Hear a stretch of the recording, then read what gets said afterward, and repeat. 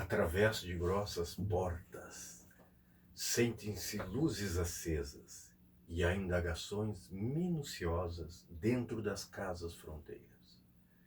Que estão fazendo tão tarde?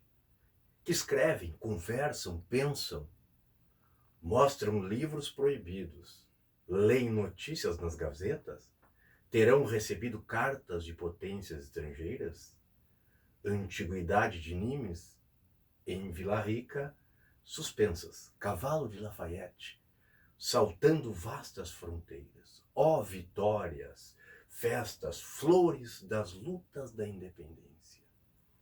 Liberdade, essa palavra que o sonho humano alimenta, que não há ninguém que explique e ninguém que não entenda. Cecília Meirelles. Ao final dessa aula, espero que vocês entendam um pouquinho melhor. Eu vou repetir esse poema que fala de liberdade e de independência. Essa obra de Cecília Meirelles chama-se Cancioneiro da Independência. Nós já falamos bastante de iluminismo, Revolução Francesa, Revolução Farroupilha e as influências desse pensamento do iluminismo, que a liberdade aparece muito nesse poema. Porém, por volta de 1700, 1750, o Brasil ainda era colônia de Portugal. Portanto, não havia liberdade. E o que acontecia no mundo? Em 1750, os pensadores iluministas, como eu já falei para vocês, Montesquieu, Rousseau, Diderot, Voltaire, né, tudo que se conflagrou na Revolução Francesa. E esse pensamento iluminista ele chegou em Portugal, chamado de ilustracionismo. Né? Lá o grande primeiro-ministro, o ministro plenipotenciário do rei Dom José, Marquês de Pombal, era um iluminista, um ilustrado. Ele queria o liberalismo, a liberdade comercial para Portugal. Ele queria a expulsão dos jesuítas que davam aula, porque ele queria escola laica. Mas como industrializar, como transformar Portugal num país moderno, num país iluminado, ilustrado? Explorando sua maior colônia, o Brasil. E como estava o Brasil? No Brasil, que já havia sido explorado para o Brasil, a cana-de-açúcar em decadência. Os homens, devido à decadência da cana, saíram a explorar minérios. As famosas bandeiras, expedições a partir de São Paulo ao interior do Brasil. Saíram a buscar essas bandeiras, bandeira quer dizer expedição, a procurar índios para vender como escravos. Destruíram as reduções jesuíticas devido à proibição do Marquês de Pombal aos jesuítas. E saíram a procurar minério. E acharam muito ouro, onde hoje é a região de Minas Gerais. Principalmente numa região que se formou ali, por volta de 1750, chamada Ouro Preto, ou antigamente Vila Rica. Ouro Preto por causa do carvão que tinha ao redor.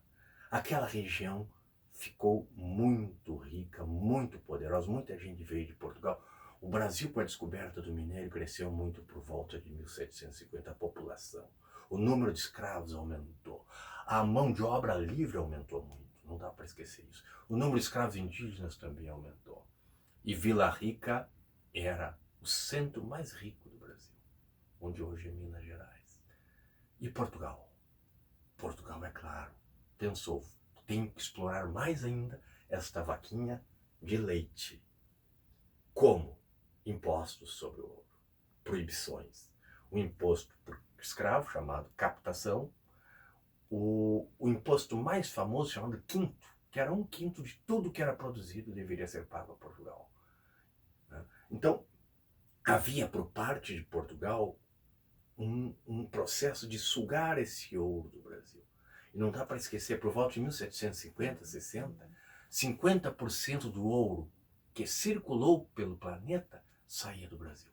Era muito ouro. E era diamante da minha famosa cidade de Diamantina, certo? Onde nasceu o ex-presidente JK. Então, todo esse ouro explorado no Brasil, Portugal sugava. O Marquês de Pombal disse, queremos, cobrem impostos. Não deixem escolas, no Brasil não deixem universidades, não podem entrar livros, não tem tipografia, não tem indústria, nada. O Brasil era colônia. Um alvará da rainha Dona Maria proibiu posteriormente, qualquer forma de indústria, de ferro, seja o que for, no Brasil. No máximo, as casas de fundição, de fundir, derreter o ouro, que eram controlados por Portugal. Então, o Brasil era uma colônia totalmente controlada por Portugal, centralizada. E o iluminismo entrou aqui. Se livros eram proibidos, entrou. Estes homens que ganharam dinheiro com ouro mandavam seus filhos a estudar na Europa, principalmente na grande universidade de Coimbra, os filhos de Coimbra. E de lá eles voltavam. E voltavam como? Com livros de Voltaire, Rousseau, Diderot, Montesquieu, liberdade, igualdade, fraternidade. Embora proibidos, entravam no Brasil. E é aí que se forma em Vila Rica a ideia de precisamos de liberdade. O Brasil precisa ser independente, não queremos mais pagar impostos para Portugal. Como fazer isso? Como conseguir essa liberdade? Um advogado chamado Tomás Antônio Gonzaga, junto com um grande poeta, Cláudio Manuel da Costa, mais o padre Alvarenga Peixoto, Silvério dos Reis, e um alferes, um pequeno soldado do exército português que acostumava nas ruas arrancar dentes das pessoas, chamado Tiradentes, conhecido assim, Joaquim José da Silva Xavier. Era o elemento mais humilde. Se encontrava, se reuniu à noite. Para quê? Conflagrando contra Portugal. Queriam libertar a região das Minas pela influência iluminista. Libertas quais será também. Liberdade, mesmo que tardia. Olha a bandeira mineira. É um triângulo. A racionalidade do triângulo. Não há Deus neste pensamento iluminista. É racionalidade. É o triângulo e a frase libertas quais será também. Seria a bandeira deste país que esses homens, Tomás Antônio Gonzaga, Tiradentes, Cláudio Manuel da Costa, Silvério dos Reis, Alvarenga Peixoto queriam. E como fazer isso? Como lutar contra Portugal e conseguir a liberdade da região das Minas a princípio? Isso aí que é chamada a Inconfidência Mineira. Esses homens se reuniam à noite, como diz o poema da Cecília Meirelles. O que pensam, o que fazem à noite? Leem gazetas, discutem? Não. Estavam se armando e organizando a independência do Brasil. O que acontece? Havia a famosa derrama. A derrama era o dia em que Portugal colocava seus soldados em Vila Rica ou nas cidades do Brasil para cobrar impostos à força. Entravam nas casas dos soldados de Portugal. E nesse dia, o que os inconfidentes pensaram? Tiradentes, Tomás Antônio Gonzaga, o povo estará revoltado. Não irá querer pagar os impostos. Não pode. O ouro já estava em decadência. Portugal não aceitava que o ouro já estava em decadência. 1789. E o que acontece? Neste dia marcado, o povo iria se revoltar e os líderes já estavam com armas. Iriam fazer a revolta em Vila Rica e formar a Inconfidência Mineira, formar um novo país. E esse país não seria uma monarquia, eles eram contra os reis, seria uma república. Provavelmente o poeta e advogado Tomás Antônio Gonzaga fosse o primeiro presidente. O poeta de Marília de Dirceu, a grande obra do arcadismo desse período, vejam em literatura. Porém, esta revolta, esta conjuração, Inconfidência quer dizer traição, então vamos falar em conjura contra Portugal, teve um Judas, um traidor. Silvério dos Reis, rico minerador, com dívidas com Portugal, havia muita espionagem. Silvério dos Reis, em um acordo com o governador português na capitania das Minas, entregou a revolta. Falou no dia, hora e quem eram os revoltosos. Em troca, ele receberia o perdão por suas dívidas de imposto. Silvério dos Reis era um rico minerador que estava praticamente falido, como grande maioria, porque o ouro estava em decadência e Portugal queria sugar, mesmo assim, não aceitava essa decadência, dizia que o Brasil roubava muito. Havia sim contrabando, havia muito desvio, mas já estava pela falta de tecnologia que era retirado esse ouro. Bom, Silvério dos Reis entregou a conjura. No dia marcado, a derrama não aconteceu. Soldados portugueses não entraram em Vila Rica. E os conjurados saíram. Foram todos presos. todos presos. A Inconfidência Mineira, com ideias de república, de liberdade, não conseguiu o seu intento. Mas Tiradentes virou herói. Tomás Antônio Gonzaga foi deportado para a África. Cláudio Manuel da Costa suicidou-se. O traidor Silvério dos Reis não teve suas dívidas perdoadas, também suicidou-se, tal como Judas. E um apenas foi condenado à forca. Joaquim José da Silva Xavier. E por que condenado à forca? Foi julgado e considerado o principal líder, porque ele era do povo. Ele é o lado mais fraco da moeda, seria o mais pobre de todos.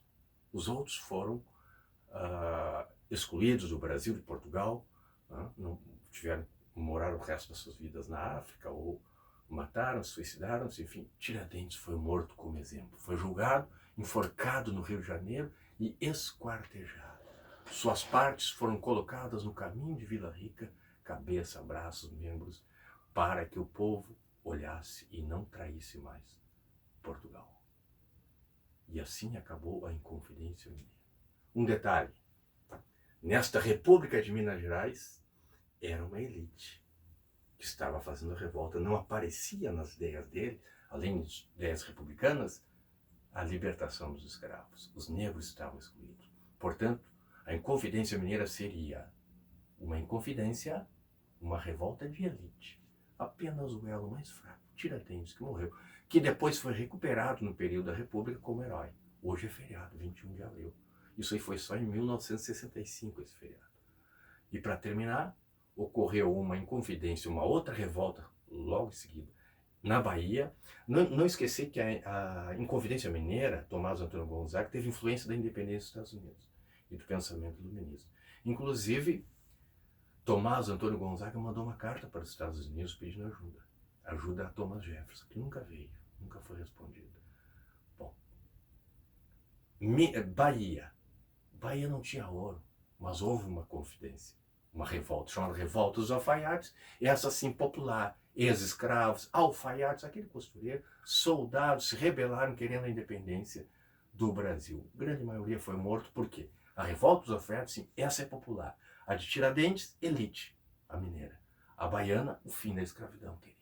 A Revolta dos Alfaiates. E no Rio, a famosa revolta, famosa, nem tão famosa assim, que é a Revolta Carioca, quase ninguém conhece, era alguns, vamos dizer assim, filhos de homens ricos que estudaram na Europa, literatos, escrevendo poesias, fundaram um clube de literatura e nesse clube debatiam em fazer uma revolta e separar Portugal. Acabou ali na mesa do bar e não houve um tiro.